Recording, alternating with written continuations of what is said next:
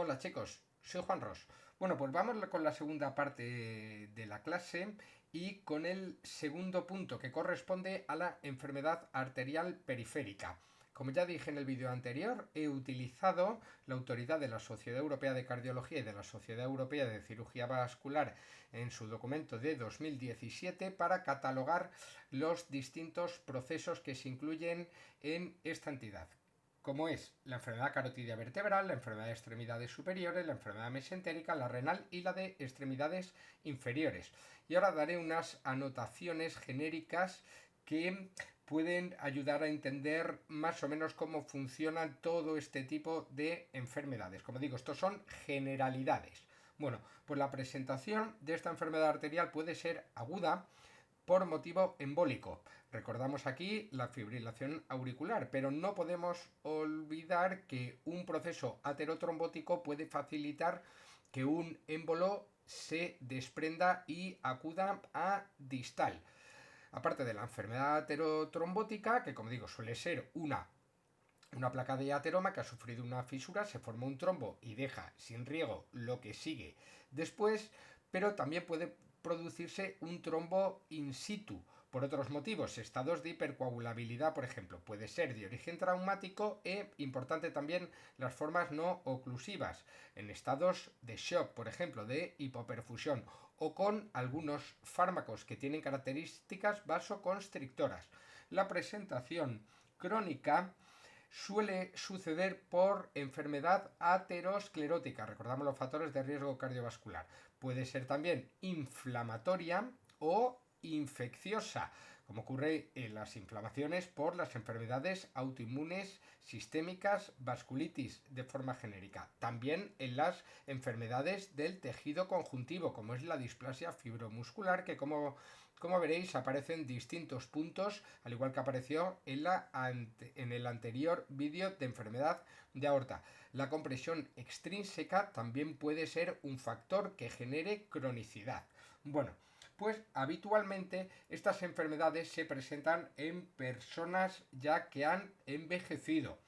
Suele estar motivada por aterosclerosis. Las lesiones son segmentarias y suelen producirse en puntos de ramificación, ya que están sometidas a mayor cizallamiento por el flujo sanguíneo. Y no podemos olvidar la relación con cardiopatía isquémica. Hay que recordar que la cardiopatía isquémica dentro de las enfermedades cardiovasculares es la que más mata, y además de forma muy llamativa respecto a todas las demás, en todo el planeta. Bueno, en cuanto a la historia clínica, básicamente será un varón mayor de 50 años con factores de riesgo cardiovascular. Habrá que atender a la historia familiar de eventos cardiovasculares y sobre todo a la enfermedad cardiovascular precoz que se agrega en algunas familias. Aquí quiero destacar a la mujer con displasia fibromuscular, habitualmente hipertensas. En cuanto a los signos y síntomas que producen estas enfermedades, básicamente son por isquemia, por un déficit del riego, que puede manifestarse como signos focales a nivel neurológico o genéricamente como angina, por ejemplo en el abdomen o en miembros superiores o en las pantorrillas, aunque en miembros esto suele llamarse la claudicación. En el momento que hay un esfuerzo, los músculos solicitan más recursos y esas estrecheces dificultan el aumento de riego deseado y provocan dolor y que la persona tenga que detener su actividad, como ocurre por ejemplo en la angina pectoris, en la angina de pecho, vamos, en cardiopatía isquémica. En cuanto a la exploración física, tendremos que hacer atención a los pulsos, a su variabilidad, a su diferencia, a su asimetría, a los soplos que pueden aparecer por esas estrecheces y en enfermedad, sobre todo de miembros inferiores, a los trastornos tróficos que pueden ocurrir cuando el riego está sumamente comprometido. De forma genérica, estas enfermedades se pueden diagnosticar en un primer momento con ecografía. El primer paso sería la ecografía Doppler, que es una técnica no invasiva, bueno, al igual que todas estas, ¿vale? El angio TCE o la angioresonancia magnética nuclear y en miembros inferiores el índice tobillo, brazo, que es muy importante y tenéis que conocer y que comentaré más adelante.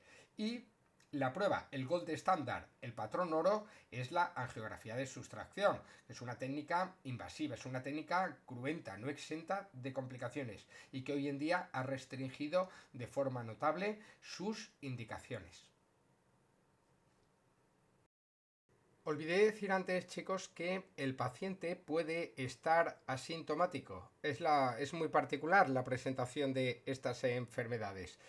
Que esos síntomas pueden depender de forma importante de la existencia de circulación colateral más o menos desarrollada y que la terapéutica se enfoca al control de los factores de riesgo cardiovascular y a la revascularización percutánea o quirúrgica si procede en un caso concreto. Bueno, chicos, vamos con las dos primeras entidades, la carotidia vertebral y la de extremidades superiores. Bueno, aquí ves que he realizado un esquema de las ramas superiores de la aorta. Las causas principales de afectación de estas arterias es la aterosclerosis. No debemos olvidar las vasculitis de gran vaso, como la arteritis de células gigantes o la arteritis de Takayasu. También recalcar la displasia fibromuscular y otras entidades que afectan al tejido conjuntivo, también por traumatismo o incluso por compresión. Todas ellas van a generar enfermedad cerebrovascular que ya veréis en su momento. Comentar de las carótidas que para que exista una afectación cerebrovascular, esta estenosis ha de ser mayor del 50%, aunque por lo general es por encima del 70% cuando puede plantearse en estas arterias carótidas, la izquierda o la derecha, se puede plantear la endarterectomía. Pero bueno, esa es otra historia. Generan del 10 al 15% de los accidentes cerebrovasculares agudos, afectación de estas arterias, principalmente en forma embólica desde una estenosis aterosclerótica que se ha roto, ha formado un pequeño trombo y que se ha desprendido y ha ido en sentido cefálico. En cuanto a las arterias vertebrales que emanan de las subclavias, comentar que son causa del 20% de los accidentes cerebrovasculares de territorio posterior, ojo, de la circulación posterior, ¿vale? El resto sigue viniendo pues de origen embólico desde otras zonas más proximales, ¿de acuerdo? En cuanto a las extremidades superiores, hay que destacar que de forma proximal es la aterosclerosis, la principal causa, y en el sentido distal son otras causas, como veremos más adelante, la tromboangitis obliterante, la enfermedad de Raynaud, por ejemplo, el fenómeno de Raynaud, mejor dicho. Bueno, y aparte de la aterosclerosis, quiero comentar el síndrome del robo de la subclavia. Aquí voy a tratar de explicarlo. Si existe en esta zona una estenosis, en la arteria subclavia izquierda antes de la salida, puede ocurrir también en el otro lado, antes de la salida de la arteria vertebral, en el momento que el miembro superior está sometido a un esfuerzo y aumenta su consumo de oxígeno, puede ser que no llegue el suficiente. ¿Y qué ocurre? Se produce un movimiento paradójico, un movimiento inverso del flujo desde la arteria vertebral, lo que puede generar signos focales de territorio posterior durante el esfuerzo. Este es el síndrome del robo de la subclavia y el síndrome del desfiladero torácico, que puede ser por una costilla cervical o por una alteración de los músculos escalenos que pueden comprimir, como digo, las arterias subclavias de ambos lados. Luego, ¿qué sintomatología suele tener estas afectaciones? Pues la claudicación, de la que hablaremos también en extremidades inferiores ante un esfuerzo. Si hay estenosis, que las estenosis aisladas son raras y muchas veces asintomáticas. Ante un esfuerzo puede ser como un equivalente de una angina. No tiene el suficiente, no tiene el suficiente aporte de flujo de oxígeno las partes distales y acaba provocando sintomatología en forma de debilidad o incluso dolor. Quiero comentar aquí, aunque esto es ya propio del módulo que se dé de neurología, lo que es la definición de accidente isquémico transitorio, el de accidente cerebrovascular isquémico y el infarto silente. Antiguamente se utilizaba el criterio temporal. Menos de 24 horas de sintomatología se consideraba AIT, accidente isquémico transitorio. Sin embargo, esto ha cambiado.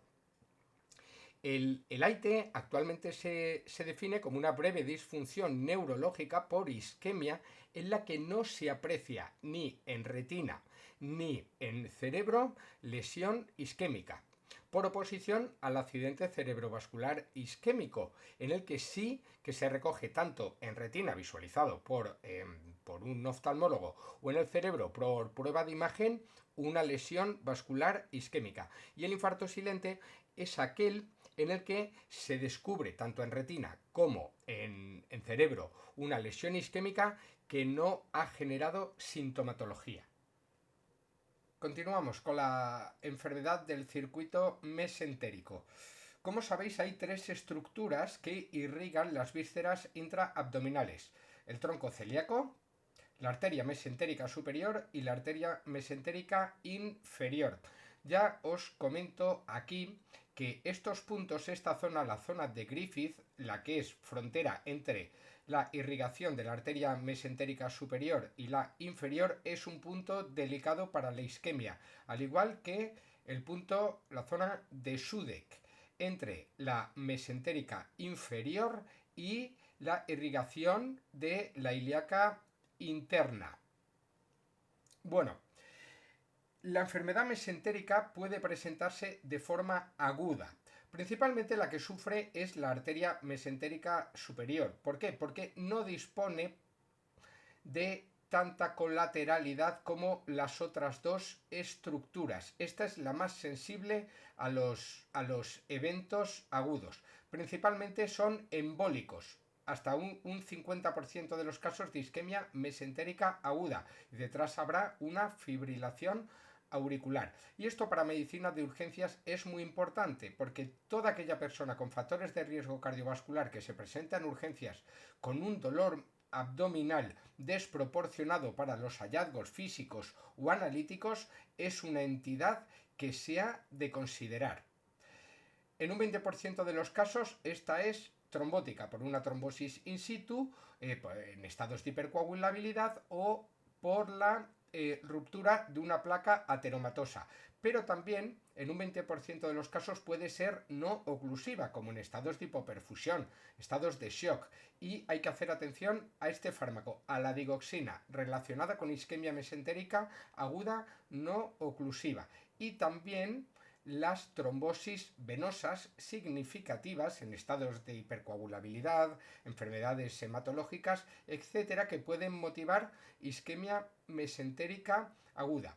Como digo, el cuadro viene a ser de un dolor muy importante en el abdomen, que puede presentarse como un abdomen agudo, desproporcionado, insisto en esta palabra, para los hallazgos. Si no se resuelve, se puede producir isquemia de todo el intestino, necrosis y muerte. Incluso hay una entidad que es el síndrome de reperfusión que puede ocurrir en estos pacientes, que es todo ese acúmulo. Imaginemos que hay metros y metros de tejido que han quedado sin riego, que han quedado en anoxia, y se han formado multitud de tóxicos, de radicales libres de oxígeno, que con la reperfusión, que puede hacerse vía quirúrgica o puede hacerse mediante dándole un balonazo y la implantación de un stent, al volver a la circulación general todas esas sustancias nocivas, se puede inducir fracaso multiorgánico.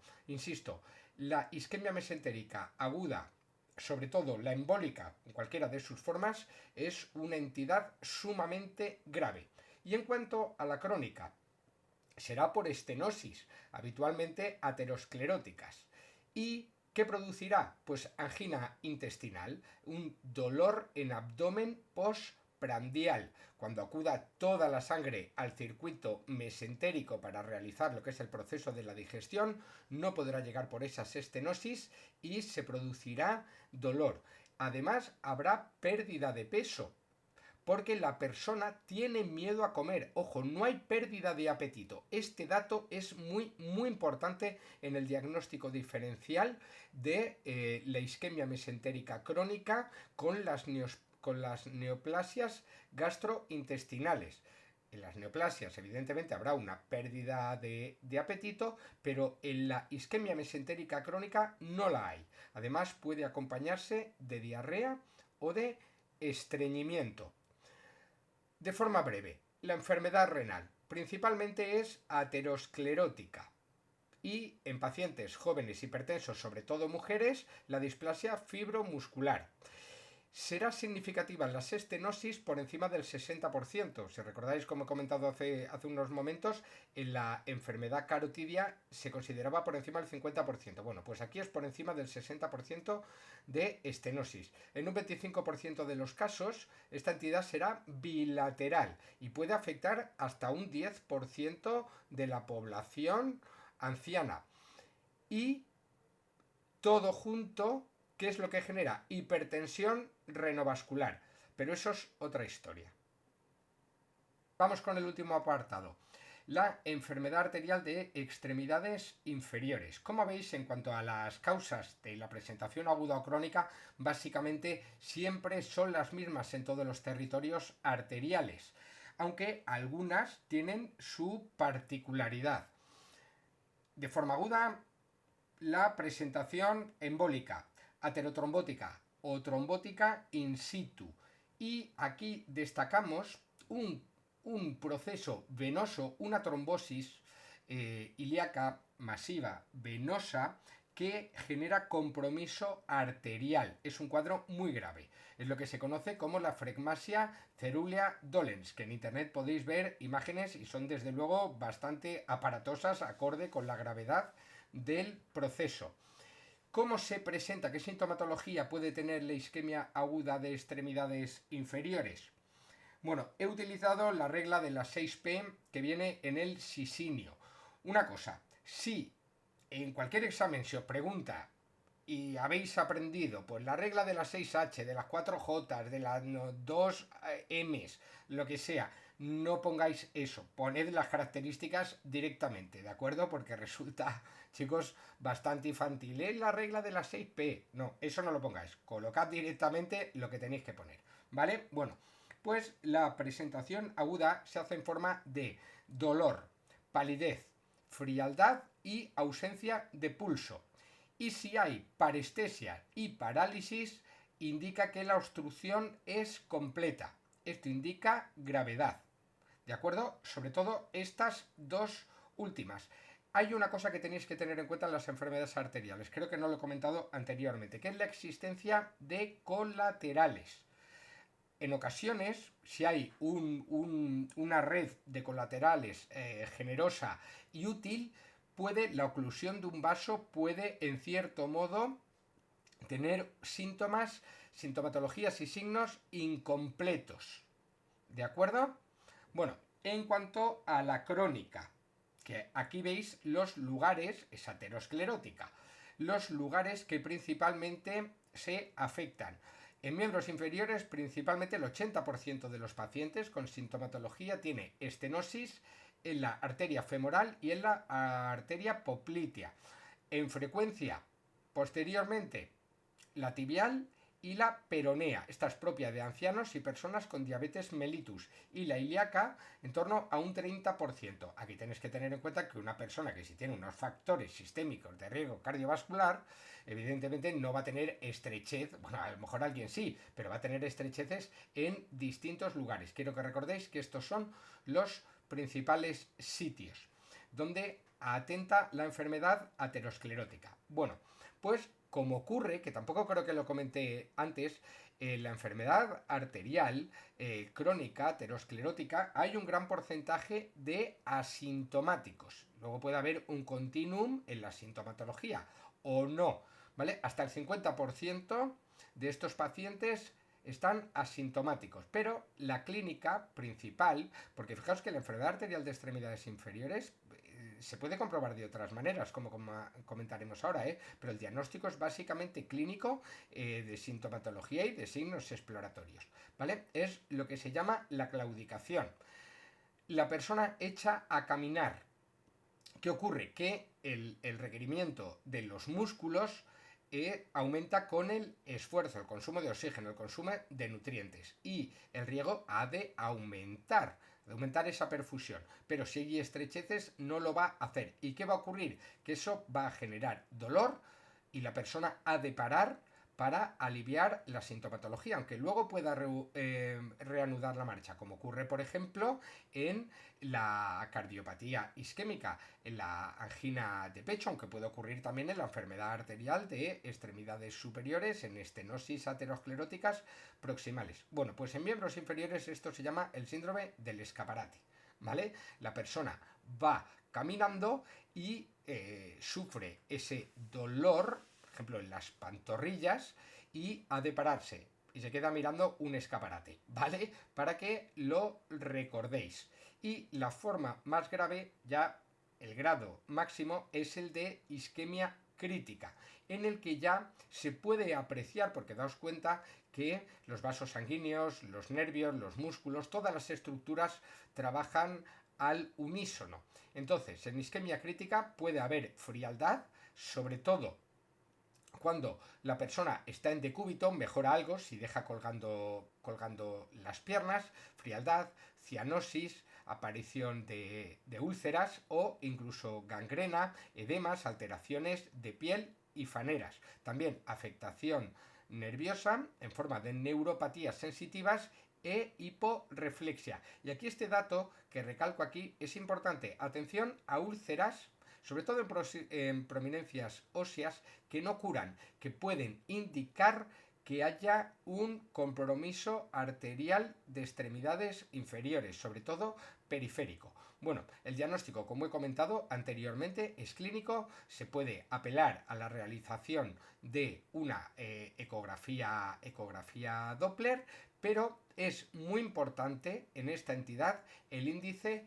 tobillo-brazo, que es nada invasivo y puede practicarse en cualquier consulta. Pero para ello, mejor os dejo las diapositivas de la clase.